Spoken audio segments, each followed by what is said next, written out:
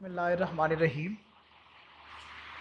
آج کی اس میسیج میں آپ کو بتاؤں گا کہ کیسے جب حضرت سلیمان علیہ السلام نے اپنے تاج کے 3 قیمتی لال ایک بوڑھے شخص کو دیے اور وہ بوڑھا شخص نے اس کو گنوا دیا۔ تو شروع کرتے ہیں۔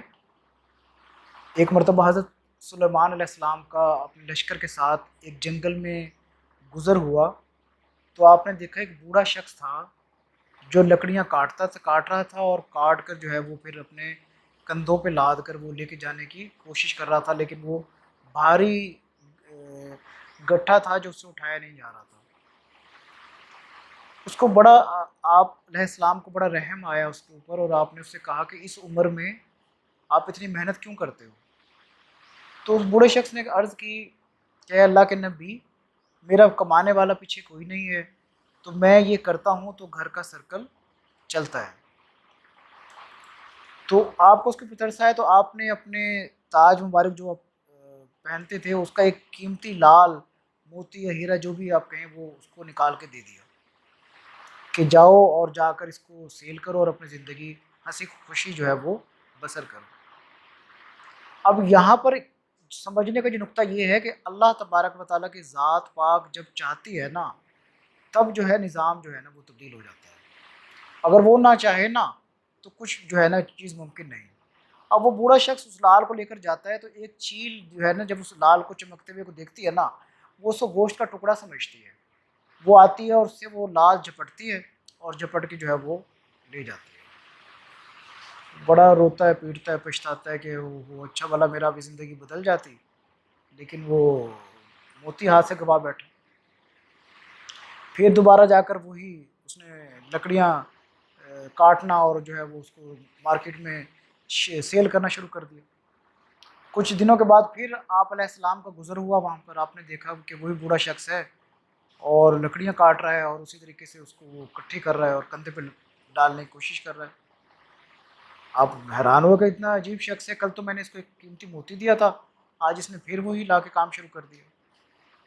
پھر آپ نے اس کو اپنے پاس بلایا کہ پوچھا کہ بوڑھے شخص کیا ماجرا ہوا؟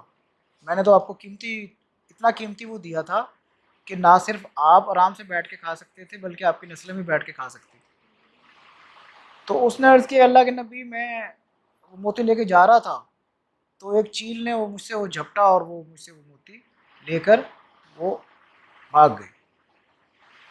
پھر آپ نے کیا کیا کہ اس پہ ترس کھا کر ایک اور موتی اپنے تاج مبارک سے نکالا اور اس کو دیا کہ جاؤ اب یہ سیل کرو اور اس سے اپنی زندگی کو بدل لو۔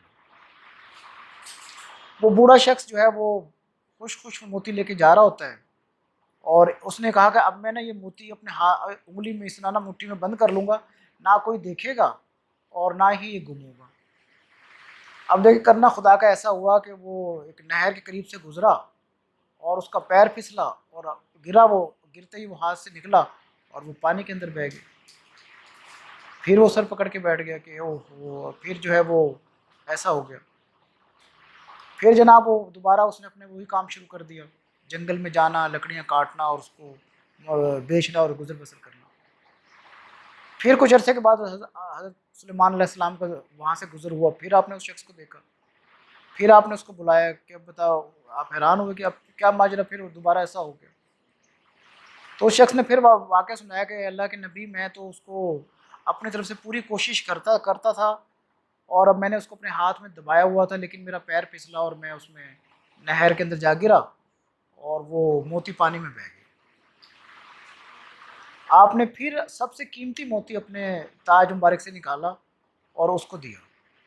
اس نے کیا کیا، اس نے جو دستار پہنی ہوئی تھی نا اپنے، جس کو ہم پنجابی میں پٹکا کہتے ہیں، اس نے وہ اس کو اس کے اندر چھپا رکھ لیا کہ اب نہیں یہ گرے گا، اور مضبوطی سے سر پہ باندھ لیا۔ اب وہ جیسے وہ جانے لگے تو وہ ایک چور تھا یا کوئی ایک شخص تھا، اس نے دیکھا کہ ایک بہت قیمتی موتی جو ہے وہ اس کی دستار میں چمک رہا ہے۔ اس کو لالچ آئی، اس نے وہ جو ہے وہ آیا اور اس نے وہ اس سے چھین لیا، اور چھین کے وہ رفو چکر ہو گیا، ٹھگ تھا۔ اب وہ سر پکڑ کے بیٹھ گیا اس نے، اور جو ہے وہ اس نے کہا کہ 3 مرتبہ قسمت میری تبدیل ہونے والی تھی، لیکن اس وجہ سے جو ہے وہ کیا ہوا کہ وہ نہیں ہو سکی۔ تو ہوا یہ کہ جب چوتھے کافی عرصے کا پھر گزر ہوا آپ کا نوح علیہ السلام کا، سلیمان علیہ السلام کا، تو آپ نے جب ان سے پوچھا نا، تو اس شخص نے کہا اے اللہ کے نبی آپ نے تو بڑی کوشش کی، لیکن اللہ تبارک و تعالیٰ نہیں چاہتے کہ میری قسمت تبدیل ہو۔ میں نے بڑی کوشش کی اور آپ نے میری بہت امداد کی، اور میں یہ چاہتا ہوں کہ اگر اللہ میرے اس حال پہ خوش ہے، دیکھو جملہ سن لیں کہ اللہ میرے اس حال پر اگر خوش ہے نا تو میں بھی اس پہ راضی ہوں۔ یہ کہہ کر نا وہ شخص، برا شخص چلا گیا۔ اب کافی عرصے کے بعد جب آپ کا وہاں سے گزر ہوا اس کے علاقے سے، تو آپ کو یہ خیال آیا کہ ایک برا شخص تھا اور وہ یہاں رہتا، تو آپ نے سوچا کہ چلو میں آج پتہ کرتا ہوں کہ وہ کس حال میں ہے۔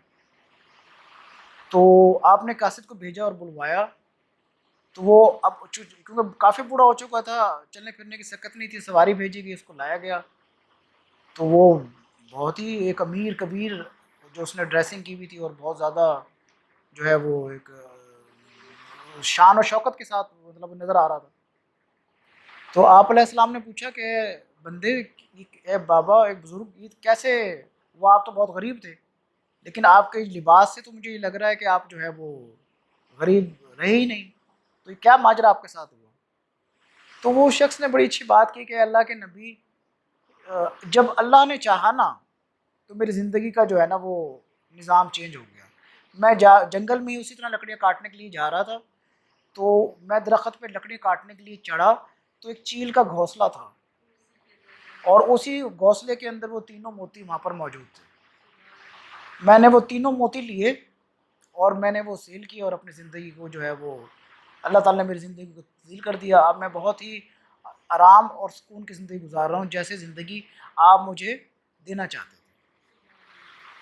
تو آج کے اس لیسن سے ہمیں یہ سمجھنا چاہیے کہ ہمیں اللہ تبارک و تعالیٰ کی ذات پر مکمل حق الیقین ہونا چاہیے، اس پر بھروسہ ہونا چاہیے۔ جب اس پر بھروسہ کریں گے تو وہ وہاں سے عطا کرے گا جہاں سے آپ کو اور ہمیں علم نہیں ہوگا۔